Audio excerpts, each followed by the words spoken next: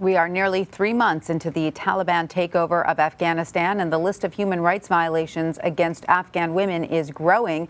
The Taliban have tried to reassure the world they respect human rights, but the Human Rights Watch says so far women have been denied the right to work and a secondary education.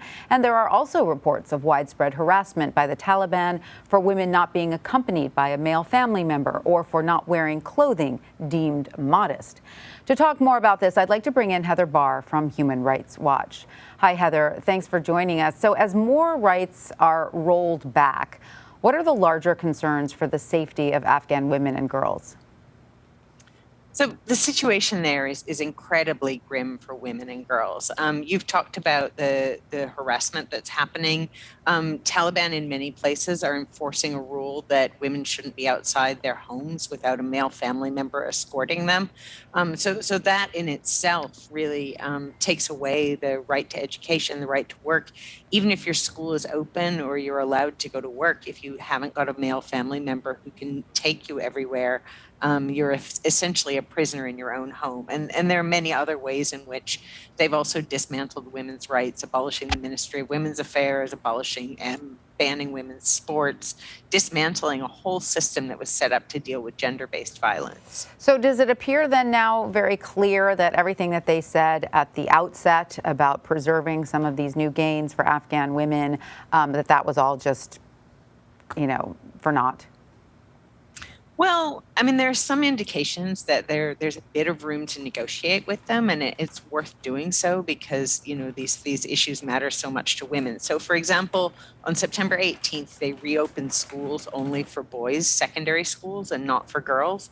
Since then, they have reopened at least some girls' schools in about 5 provinces, and that seems to be a result of negotiations and pressure from the local community who want their daughters to study. So I think this is an indication that that there is some room to negotiate, and we'd like to see the international community trying harder to really push for more respect for rights, even if it's incremental. Right, and especially now when there is such a need for humanitarian aid there, correct? And how does it work with the Taliban now banning most female aid workers from operating in Afghanistan? Is that correct? How is that decision worsening the overall crisis there? So, yeah, as you say, the most serious crisis for women and girls is the humanitarian situation. The head of the World Food Program for the United Nations has said this week that about 95% of Afghans don't have enough food to eat. There are about 3.1 million, severely malnourished children. So one of the issues we've written about in the recent days is the fact that the Taliban is restricting the ability of female aid workers to work.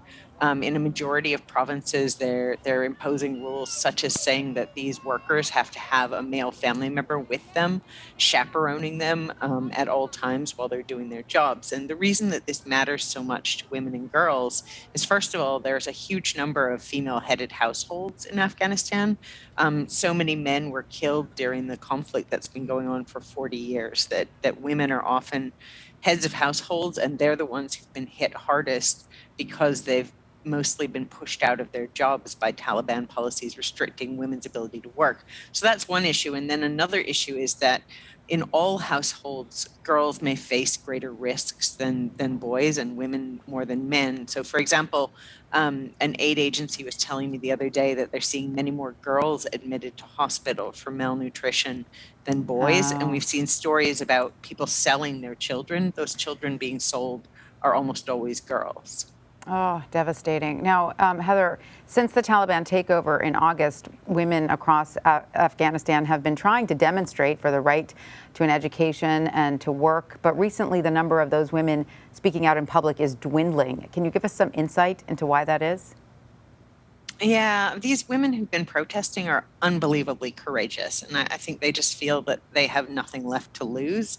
But the Taliban has been striking back at them very hard.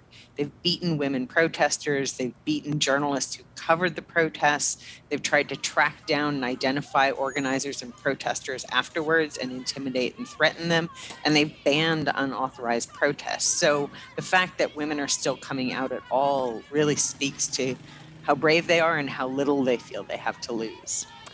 So, speak to us a bit about the kind of mental impact that all of this must be having, the rollback of freedoms having on women, especially when you consider many of those women, there are many women in Afghanistan who never experienced or barely remember what it was like last time the Taliban was in power. What sort of mental anguish must those women be going through? It's just been completely devastating. I think it's almost impossible to imagine, all of the women in an entire country going through this kind of cataclysm and nightmare together. There are women who experienced this in the past, and their lives were harmed, their access to education, their career were harmed. And so this is a nightmare coming back again for them, for their daughters, their younger sisters. It's something that they heard about and felt lucky to have escaped, and now it's come for them too. So people's levels of stress and trauma and depression are off the charts, and there's almost no ability for them to access support for those kinds of mental health problems. It's all quite sobering. Heather Barr, thank you so much for joining us, and we appreciate your insight. Thank you.